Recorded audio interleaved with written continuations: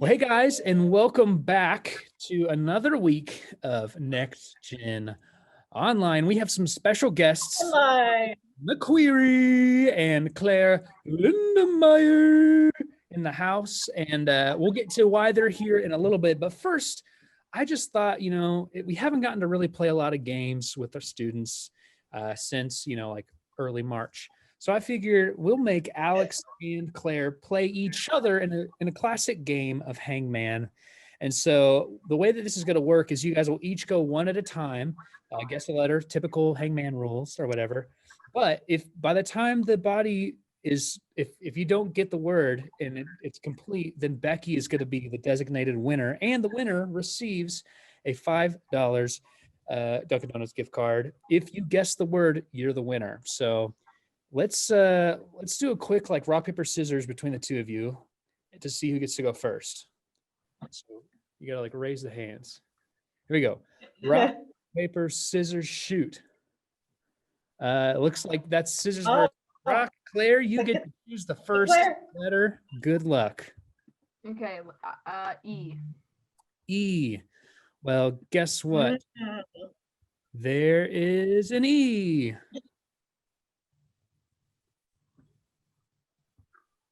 And another E. And another one. That's all. That's it. Okay. All right, Alex. No more E's for you. Alex, your turn. R. Ooh. Arr.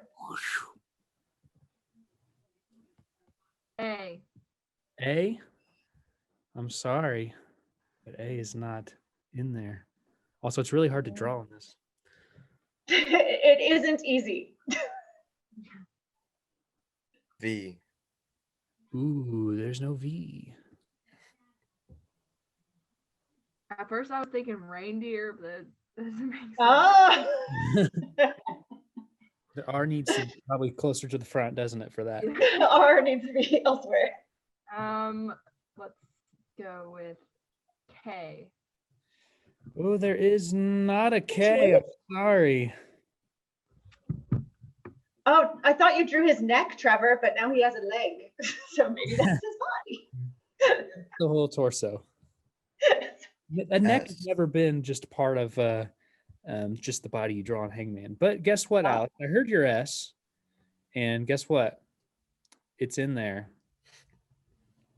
I had to find it, make sure I did it correctly. I. Ooh, there is an I. She's going for all the vowels. I sense a trend. C. C? C. I'm sorry, but there is no C.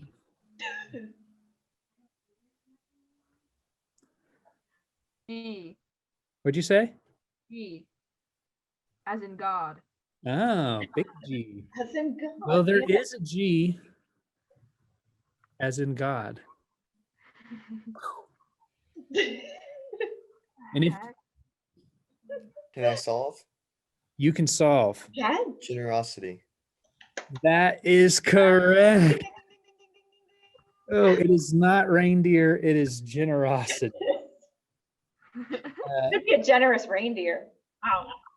So I will say, so obviously you guys didn't know the word, but you did know the topic. So, it makes sense that you could figure it out pretty quick. We are today, what's that? Reindeer's not the topic. We are not talking about reindeers today. Not this time. We are talking about generosity. That is something that churches like to talk about because it is a fundamental thing in most human beings to not want to be generous with what we have. And we live in an area where I think we are very, very fortunate. And a lot of us have a lot of things. America. Americans have a lot of things, but we are specifically in America a very wealthy population, which is great. That I get to live around those people. I'm not one of those people, no. But so we specifically asked both of you guys to be here for a reason, and it's because we have heard that you guys have been generous with some money, with some time, And so I just wanted to have you guys on here and be able to talk about that just a little bit. So we'll start with you, Claire. I know that I heard pray tell from a little bug. I don't know if that's a saying. But for your 16th birthday, you did something very generous. Can you tell me about that? Yes. So for my 16th birthday, me and a group of my friends and some of their moms went downtown to Portland and served in the community there with Hand in Hand over like the course of 2 days.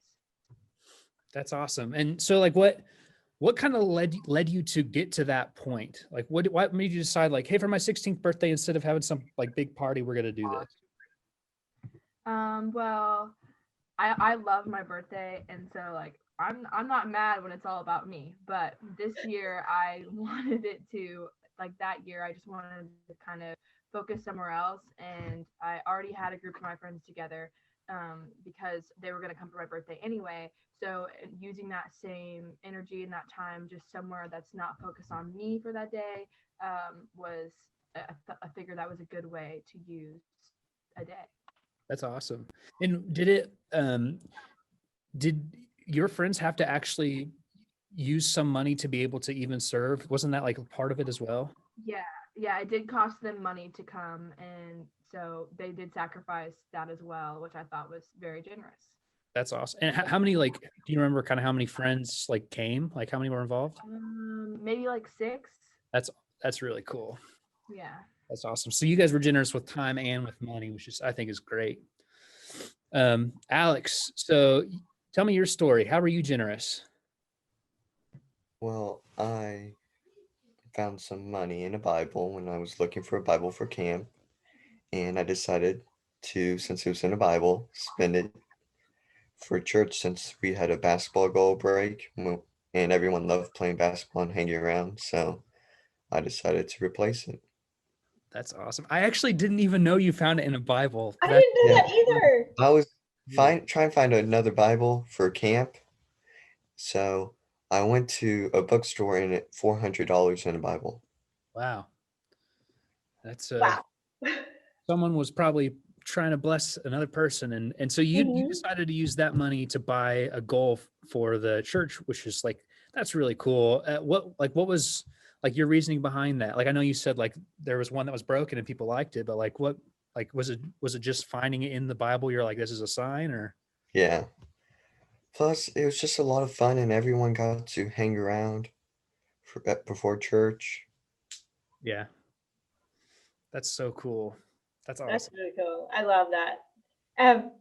One of the benefits of generosity, and you guys kind of both tapped on it, is that if it shifts your focus off of yourself and onto other people, which Alex was able to bless so many other people by buying that basketball goal. And Claire was able to bless so many people in that neighborhood by just taking the focus off of her big day and being generous with it and allowing other people to benefit from it. So that's why we kind of just want to challenge you guys to step up and be generous. We didn't tap on Claire and Alex because they're superheroes or have done something so outstanding that no one else could ever do it. It's stuff that you guys can do on a day-to-day basis just by looking outside yourself. And there's a verse I want to share with you guys that I don't think probably ever gets talked about on this topic. It doesn't have to do with tithing or anything like that. But I think it's super important because it gets at the core. It's 1 John chapter 5, verse 21. And it says this: "Dear children, keep away from anything that might take God's place in your hearts." And honestly, if you really evaluate yourself, I would bet that for a lot of you, that thing that tends to take God's place in your heart can be your stuff. It really can. It can very much get in the way of your relationship with God. So that's what we want to challenge with you guys, because that focus can be so dangerous when you get so closed-handed with your things, like with your money, with your possessions, with your time. Being closed-handed like that separates you from what God really wants to do in and through you. So that's our challenge for you guys tonight, to be able to see the needs of others and see the ways that God has gifted you or the resources he's given you to be able to meet those needs of others. And there's another verse that I love that's in Proverbs 18:16, and it says this: a gift opens the way and ushers the giver into the presence of the great. And I think that that's a really cool verse, because the more and more you give, the more and more you experience how God is giving to you. And the more and more you start to look like Jesus to somebody else. And that's super cool. So as we wrap this up, 2 challenges for all of you guys that are watching and are part of our ministry. We want to challenge you guys to step up in one of 2 ways. If you are perhaps a high school student with a job and you have a steady source of income, we do want to challenge you guys to think about tithing. It's an important biblical principle. It's setting aside a certain percentage of your regular income to give that back to God. And here's a cool way you guys can tithe right now. We're collecting this Love the Ville Christmas Eve offering throughout this month. You can go to our website and you can actually donate to that Love the Ville offering right now.